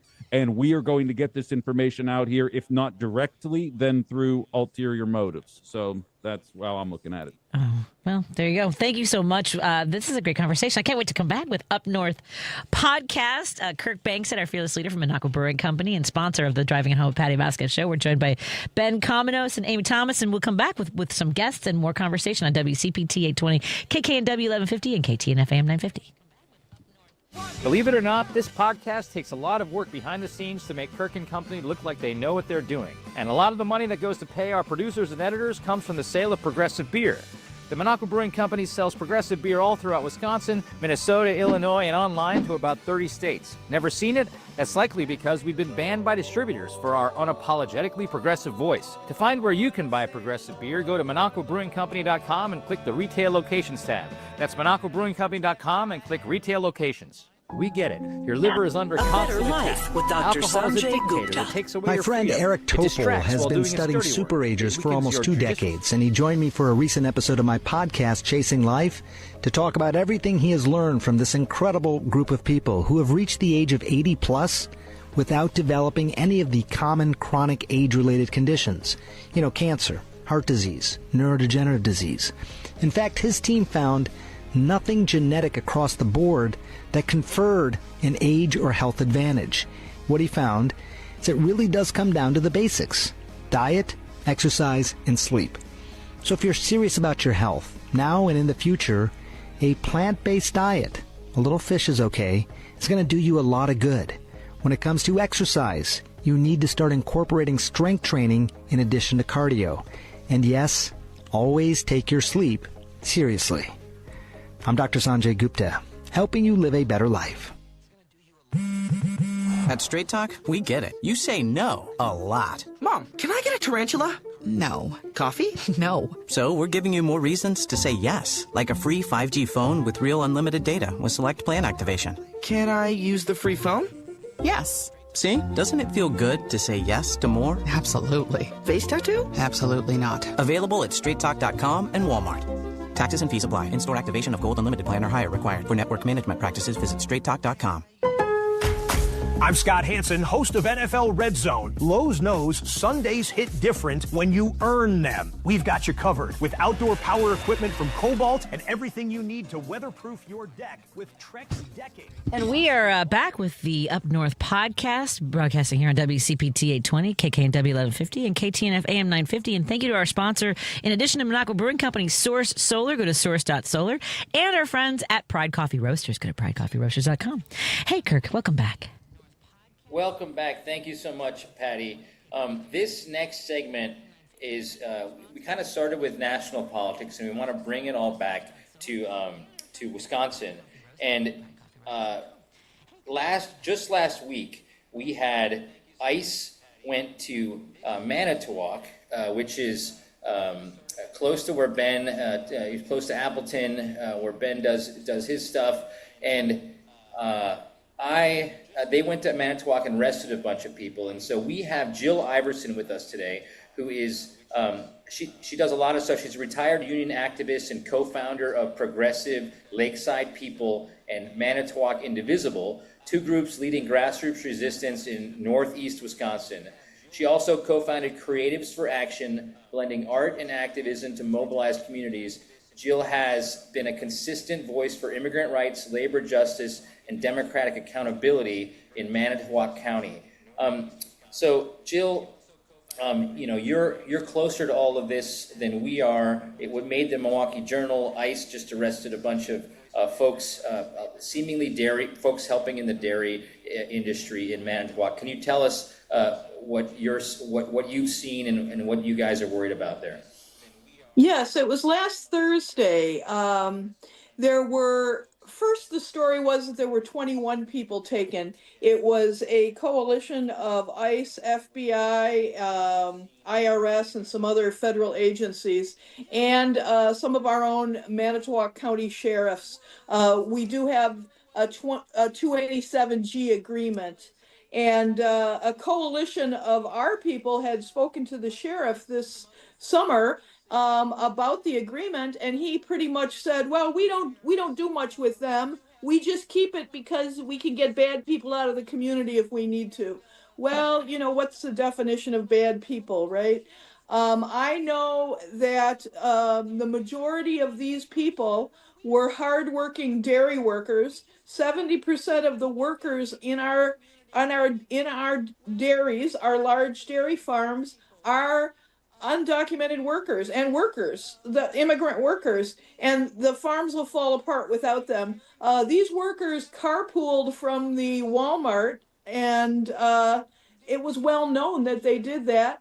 The FBI and ICE scooped them up, and then they scooped up people in some residences. Yeah, hi, Jill. This is Ben Cominos up in Appleton, actually. There was a lot of interest in this story up in my neck of the woods here. There were a lot of claims right out the gate that seemed to get some pushback out there, but I was wondering if you could speak to the claims about the sex trafficking ring that's out there that seems to have been pretty obviously false, but just your perspective on the matter. Well, the story changed a little bit. First, it was called a sex trafficking ring.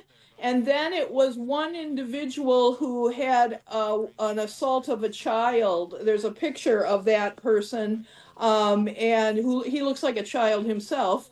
There are pictures of 6 of the people who were taken. Most of them had driving without a license, which they're getting to work, right? And one had allegedly had a DUI. So I think it was a dog whistle, and it got the anti-immigrant people all riled up. Yay ICE, yay ICE. And I happen to know a minister who has parishioners who were taken. They are long-term dairy workers, 25 years they've been working on the farms.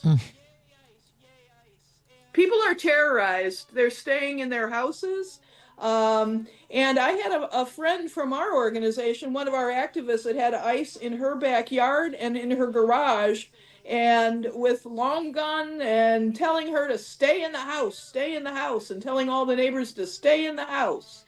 There's a lot of us that feel pretty upset about this.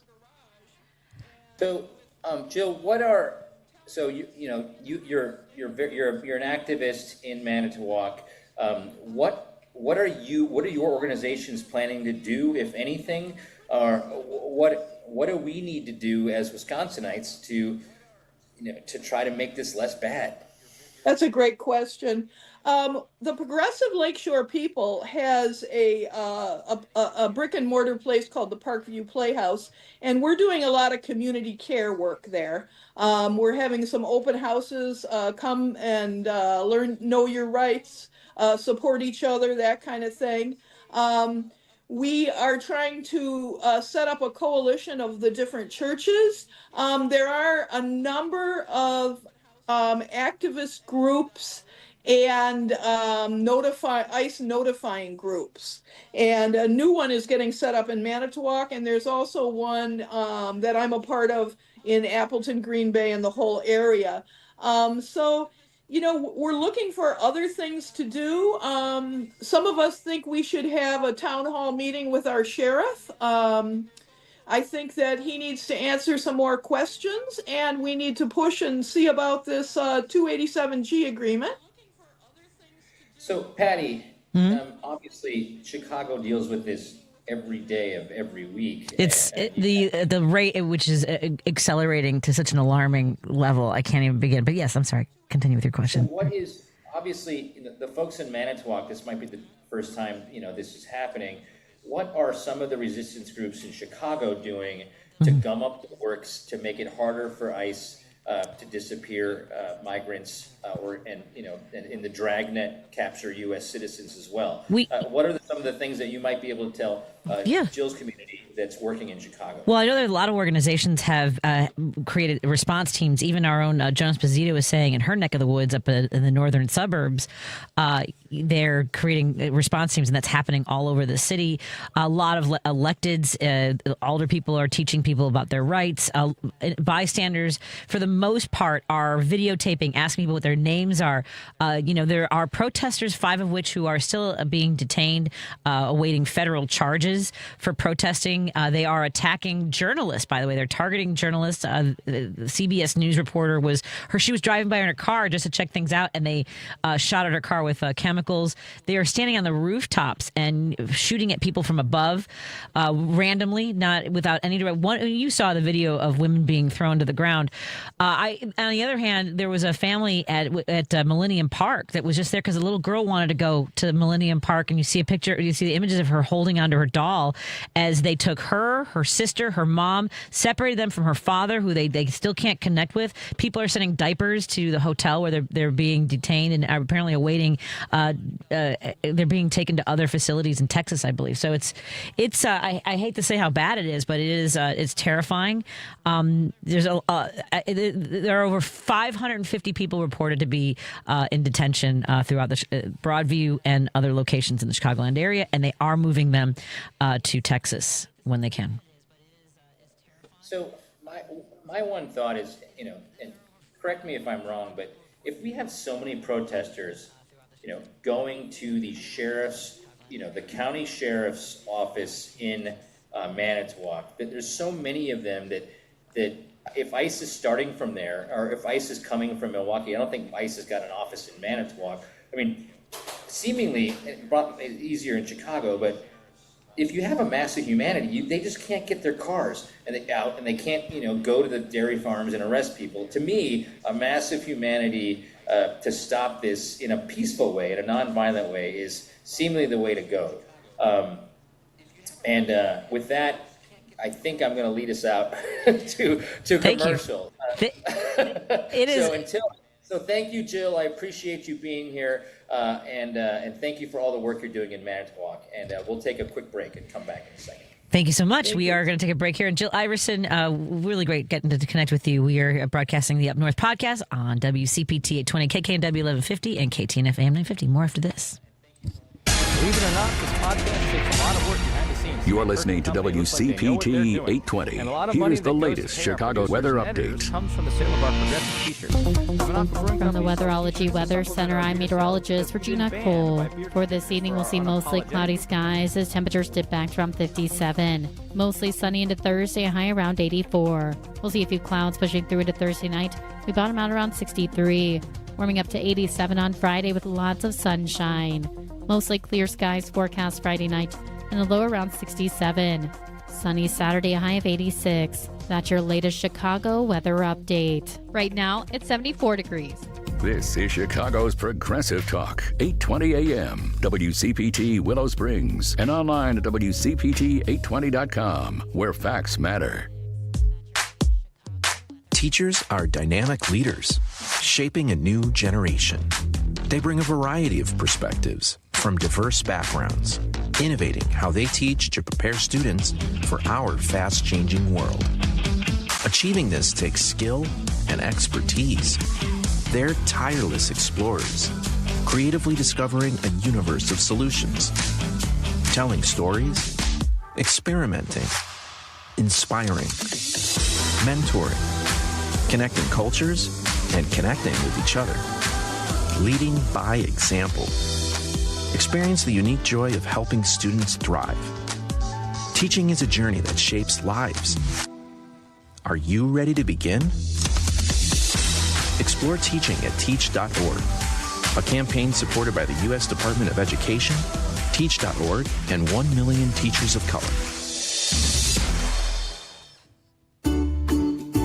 Medicaid and CHIP offer free or low-cost health coverage for children and teens. Hospital and doctor visits, prescriptions, shots, and more are covered. That's peace of mind for parents if a child is sick or gets injured. And parents may now be eligible for Medicaid too, even if they've applied in the past. Enrollment is always open. Visit InsureKids. Because facts matter. You are listening to WCPT 820.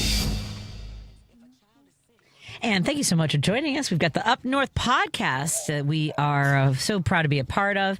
And Kirk Bangstad, our fearless leader at Minocqua Brewing Company, also a major sponsor of Driving It Home with Patti Vasquez. We're joined by Ben Cominos. And take it away, Kirk, introduce us to our guest for this segment. Will do. So this is amazing what we're doing here. The technology is crazy. Patty's running a live radio show in Chicago. We've got Ben here from Appleton. We've got Amy from Milwaukee. And we've got two guests who have joined us. John Shelton, who is the president of the American Federation of Teachers, the labor union for a lot of the professors, and I'm sure many more in Wisconsin. Where are you joining us? Where are you coming in from? You're in your car, John.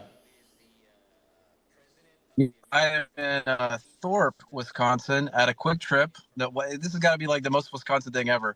I've been to, you want to be a labor leader? I've been to 5 union meetings in the last 24 hours between Madison, Eau Claire, and headed back to Green Bay. So happy to be here with you, my brother, and it's good to see y'all.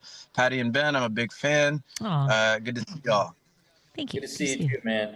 And then also joining us is I've been really impressed with this guy. He's one of the best organizers I've met, and I haven't met I arguably haven't met a ton. I haven't been in the political biz for that long, but Simon Rosenblum Larson comes to us from the Friends of Bernie Sanders campaign. He played minor league baseball. He organized a union there. He's organized labor across the world. And he's a Wisconsinite. He came back to Wisconsin, and he is now kind of he's herding cats, and we're one of the cats. The Minocqua Brewing Company is herding cats in lots of different groups into the Fighting Oligarchy Coalition, which is I believe the other Indivisible and Fighting Oligarchy are the two organizations that are really leading the charge to try to fight the Trump regime. So Simon and John are here to talk about labor stuff today. And so I want to introduce my thoughts on this. They're all kind of derived from talking with Simon and John. So I'm going to get them to talk really quick. But it has seemingly become clear to me, and I've written a lot about this, that if you have the Supreme Court of the United States in Trump's pocket, you have the majority of the Senate in Trump's pocket, and obviously you have the entire executive branch in Trump's pocket. There's not a lot of levers of power that America can use right now to get us out of this national nightmare.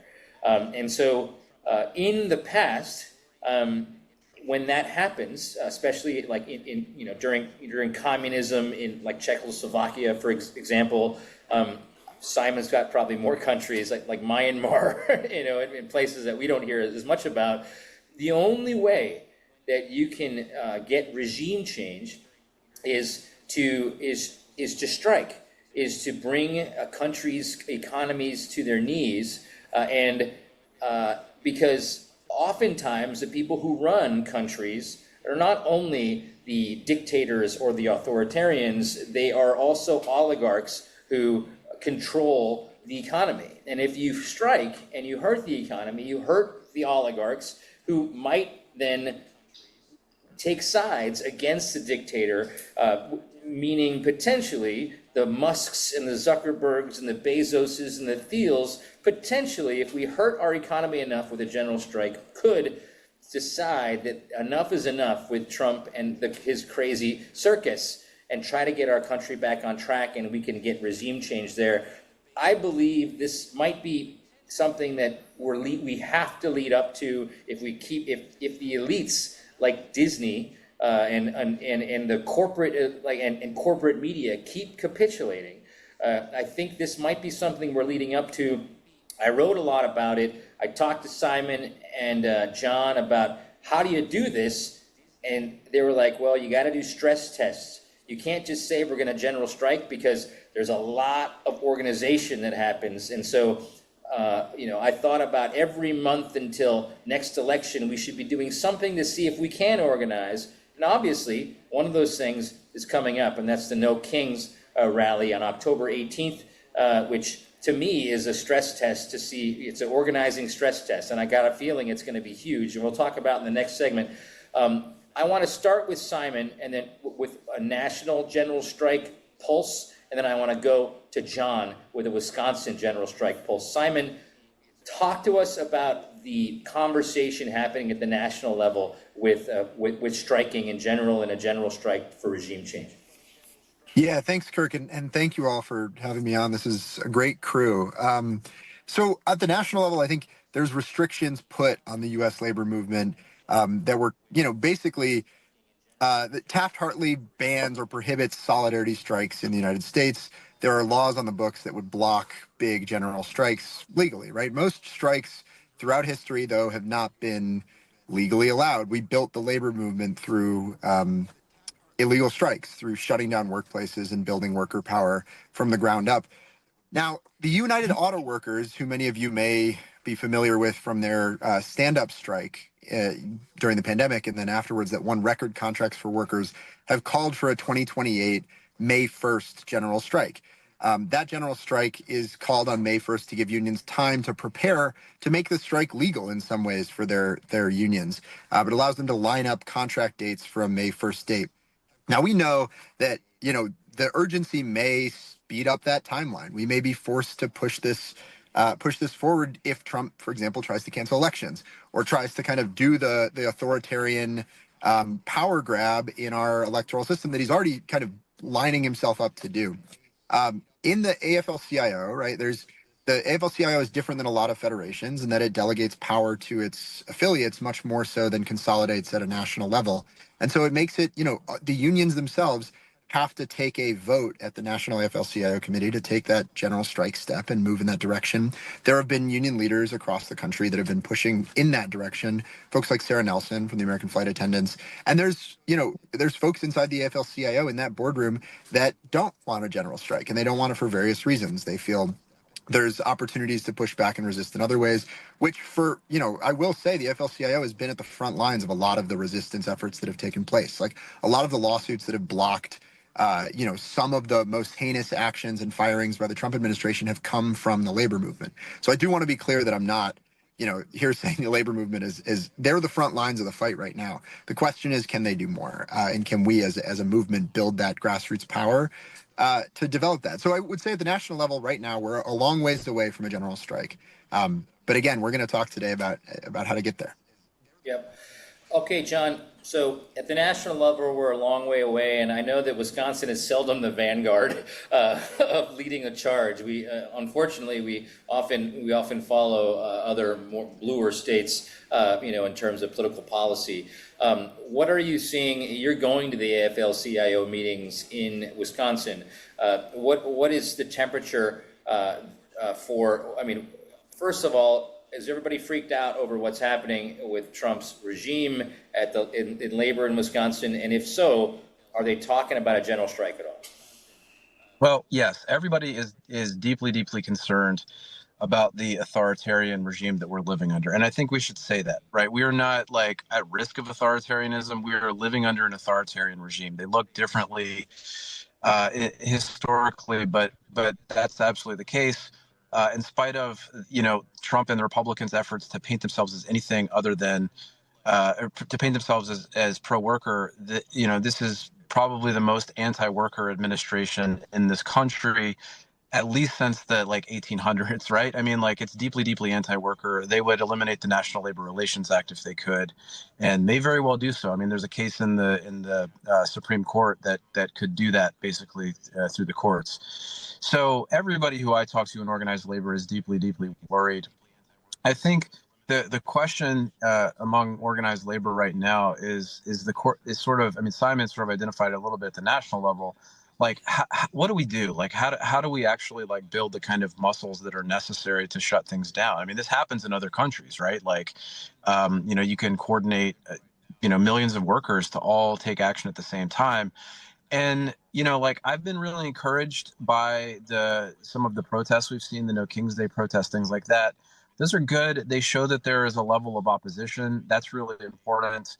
Kirk, you and I know you turned me on to some stuff, by Erica Chenoweth about what percentage of the population you actually need to sort of protest. But, the question we need to ask ourselves is how we convert that kind of widespread opposition that we're seeing at No King's Day protests and May 1st protests and Labor Day protests into actually shutting things down.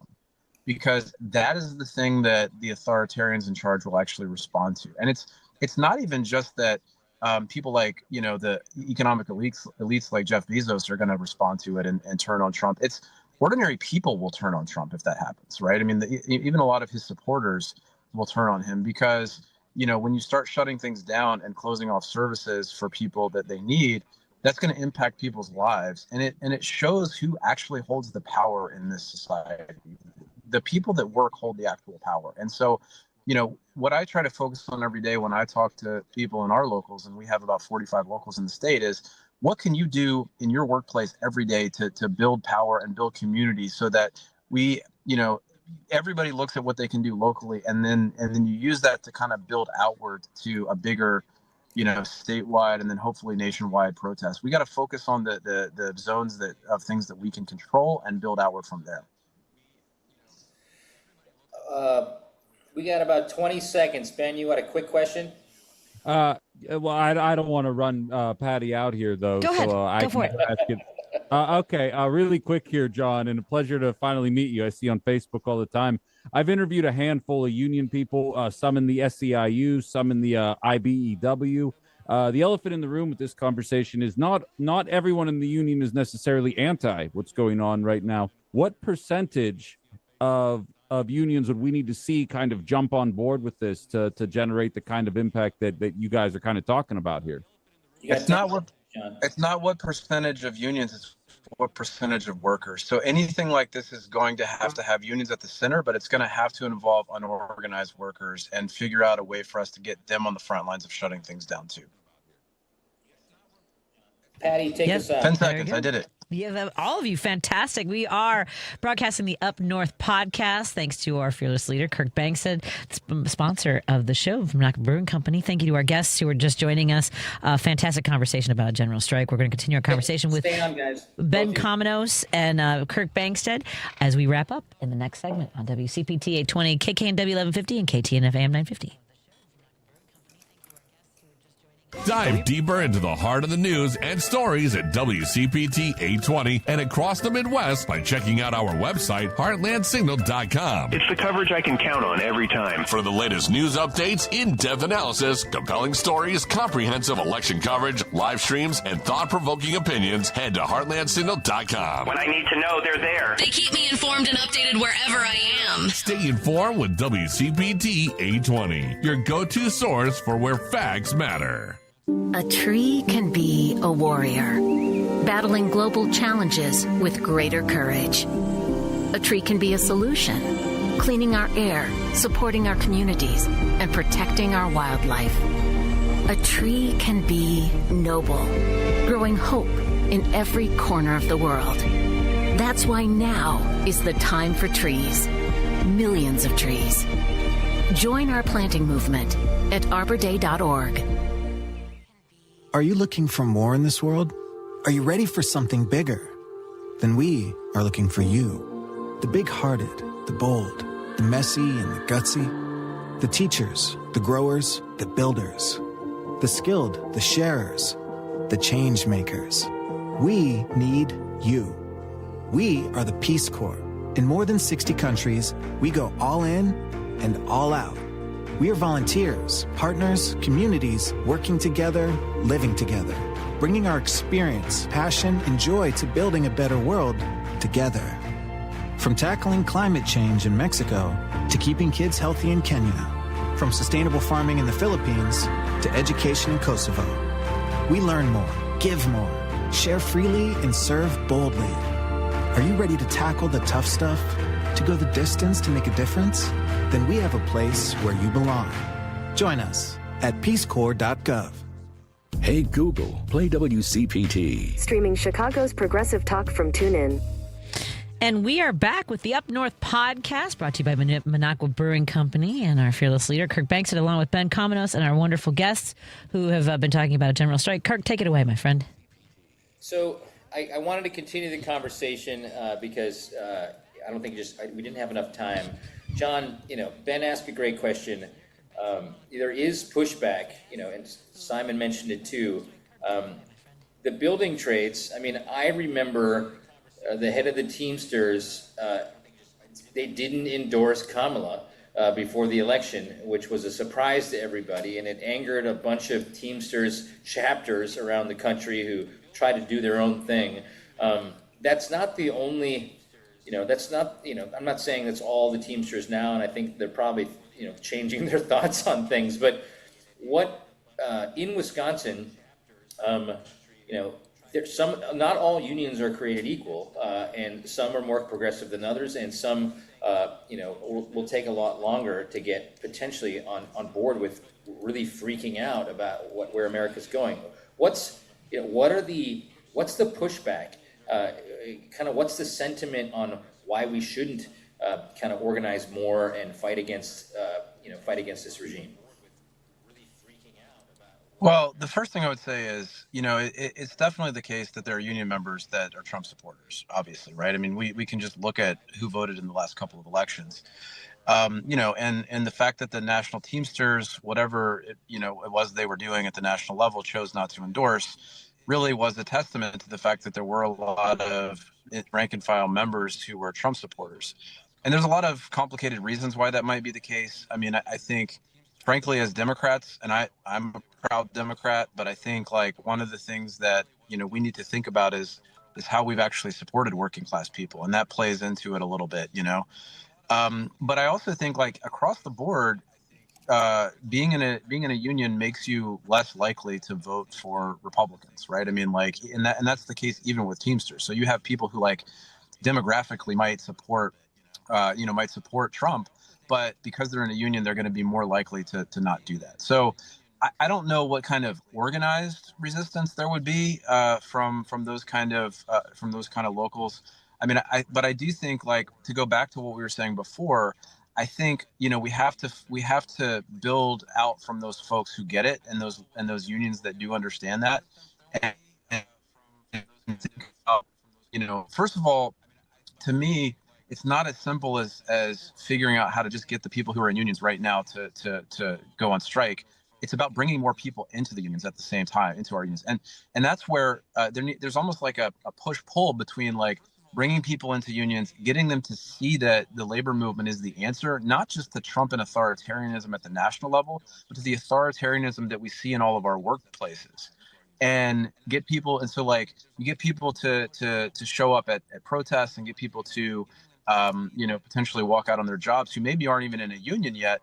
And that then encourages them to be part of a union, right? Simon and I have been at rallies together. And one of the things that I always say that people need to do is not just show up at No King's Day in protest, but then start a union or form a union. And we'll help people do that if they want to. That's usually what Simon says next is and we'll help you do it. And so there's not a paint by numbers for this, right? I know people kind of they want to know, like, what do we do about this? And I can't give you a, like, here's the runway to do something like this. But what I can tell you is that the answer is through labor organizing, and it is through figuring out ways to shut things down and show the value of what we do. And so it's, again, I think we have to think about that on like the local level, the state level, and the federal level all at the same time, and be constantly telling people, like, what are you willing to do to fight the authoritarianism in your workplace and at the national level at the same time? Okay, I wanted to jump in and move it to Simon. So Simon, I just introduced you kind of briefly, and I introduced the term fighting oligarchy, but you're doing a lot of work to reach some of the disaffected folks who might have voted for Trump, who are still, working families. You're creating platforms. Can you talk a little bit about, what your organization and our coalition is doing to bring more people into unions, and how you're talking about that? Yeah, I mean, look, I think what John said is spot on. Like, Democrats in many ways have lost the working class, or lost the message that delivers to the working class. And so Trump and sort of right-wing populism has capitalized on that with false, pandering to working class people, pretending that you're forward the working class, when in reality, you're just funneling money to the oligarchs, to the wealthy, and doing so in the name of just trying to get richer and trying to get your friends richer. There's no question that that's what's happening. But the question is, how easily are working people duped when there's no alternative, when there's no message on the other side saying, hey, this is what real power for the working class looks like. And so the fact that Trump would consider himself to be working class or a working class populist is insane. He's killed more union jobs than any president in history. He's done what happened in Wisconsin, Act 10, which blocks 200,000 workers from collectively bargaining. He did that 6 times over at the federal level with federal workers. So just to be clear, like, Trump is the worst labor president in the history of America.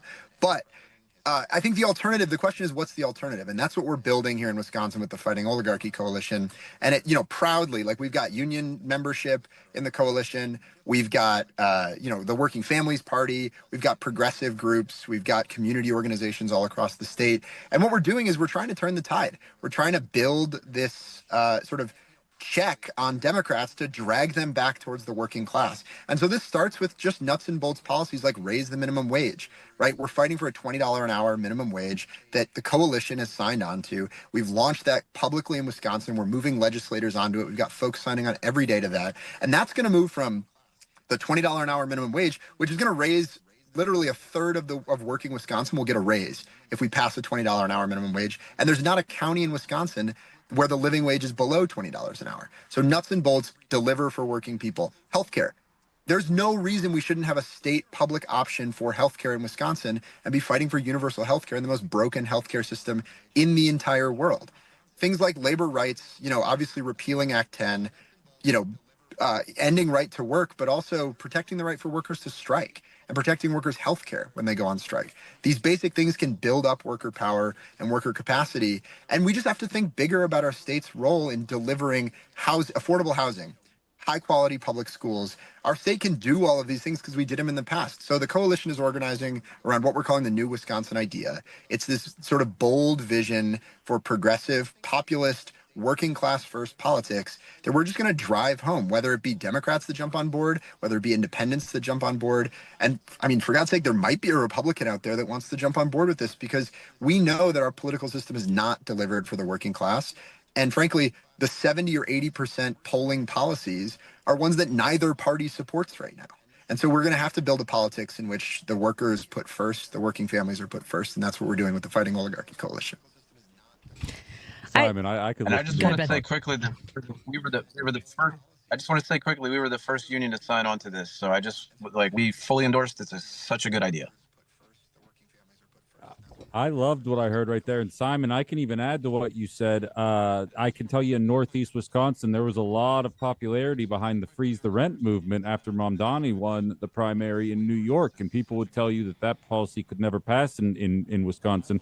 Let me ask you, we are pressing up against it here. October 18th, we've got a No Kings protest coming up here. What's that day going to look like? What are we expecting to transpire that day? I mean, we're going to get a huge crowd in Madison and Milwaukee. I'm actually, the Fighting Oligarchy Coalition is going to be speaking at the Milwaukee event, but I've been helpful in planning the Madison and Milwaukee events. And it's going to be huge. I mean, we've got organizations, unions, community groups. Everybody's kind of throwing down together for these events. I would guess, massive crowds in Madison, massive crowds in Milwaukee. But the amazing part about No Kings is that it's happening in like every town in the entire state. And so if you've not already, just go to the No Kings website, go find a protest near you and sign up. And you can sign up to volunteer. I mean, these events don't come off by magic. They're volunteers that work their tails off in making this stuff happen. And so, obviously the Madison event will start at 2. There's a march from the James Madison Pike Park area up to the Capitol. And then in Milwaukee, the event is just going to be massive. You've got great organizations on board there. And then I'm also going to go speak. I'm going to drive straight from Milwaukee to go speak at the Walworth County event. So there's events, again, in every little town, every street corner in your city is probably going to have protesters out on the 18th. So if you're not out there, you're missing out on the fun. So, Simon, does this count as a stress test, these No Kings towards potentially a general strike? I mean, half of it's organizing, but we're not striking. Is this helping get us to where we want to go? Yeah, of course it helps. Every action is good action. Every movement is good movement.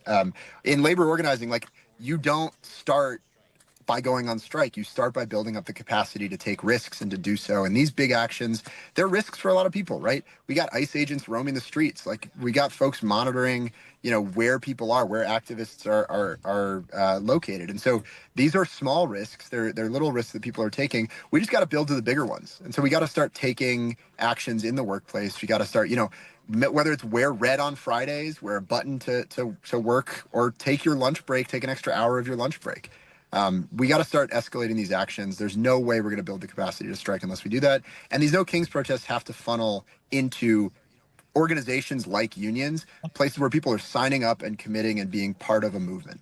So that's all I'll say. I know we're out of time. Amazing. Thank you so much. Again, we want to thank our guests, John Shelton and Simon Rosenblum Larson. Of course, Kirk Bangstad, our fearless leader with Minocqua Brewing Company for the Up North podcast, and Ben Cominos from WHBY Outside the Box. Thank you, Amy Thomas. Thank you, Lady B. Have a great night, everybody. Thank you to our sponsors, Source Solar, Pride Coffee Roasters, and of course, Minocqua Brewing Company. Good night, everybody.